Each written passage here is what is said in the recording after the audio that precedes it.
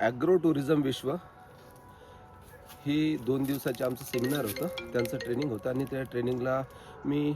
पांढरकवडे Yavatmal डिस्ट्रिक्टमधून join करायला आलो होतो. तर सुरुवातीला माझ्या मनामध्येही अशा काही शंका कुशंका होत्या की ॲग्रो टुरिझमच्या संदर्भात मला या माध्यमातून काय काय मिळेल. परंतु जेव्हा आम्ही आलो, काल सकाळी 9 वाजतापासून आमचं ॲग्रो टुरिझमचं जे सेमिनार आहे, ते ट्रेनिंग आहे ते चालू झालं आणि त्याच्यामध्ये आम्हाला ॲग्रो टुरिझमचं ए टू झेड सर्व काही याच्यामध्ये माहीत पडलं की आपण ॲग्रो टुरिझम हे क्षेत्र डेव्हलप कसं करू शकतो, लोकांना याची निकड काय आहे. त्याचप्रकारे आता जे ॲग्रिकल्चर लँड जे आपण वेस्टेज म्हणून वापरतो किंवा तिला पडीक ठेवतो, ते पडीक न ठेवता ॲग्रो टुरिझम क्षेत्रामध्ये त्याचा वापर वाढू शकतो आणि लोकांना याच्यामध्ये सहभाग करून आपण मोठ्या प्रमाणात तिथे गॅदर करू शकतो, जेणेकरून एखादा कोणी फार्मर असेल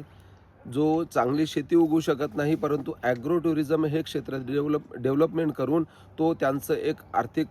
पाठबळ वाढवू शकतं आणि अशाच बाबी आम्हाला इथं माहीत पडलेल्या आहेत. तर काल आम्ही त्याला थेरॉटिकली घेतलं होतं, परंतु आज आम्ही 4 ॲग्रो टुरिझम क्षेत्राला व्हिजिट केलेली आहे. आता माझं जे इंटरव्ह्यू चालू आहे ते लास्ट ॲग्रो टुरिझम क्षेत्रावर चालू आहे आणि याच्यामध्ये आम्हाला डेव्हलपमेंट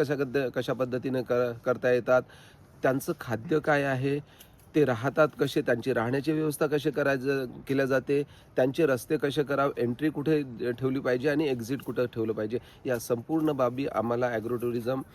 विश्व या संस्थेमार्फत संपूर्ण ट्रेनिंग इथे प्राप्त झालेली आहे आणि त्याच्या संदर्भात मी जे बोललेलो आहो याच्या संदर्भात संपूर्ण मी सॅटिस्फॅक्शन झालेला आहो. धन्यवाद.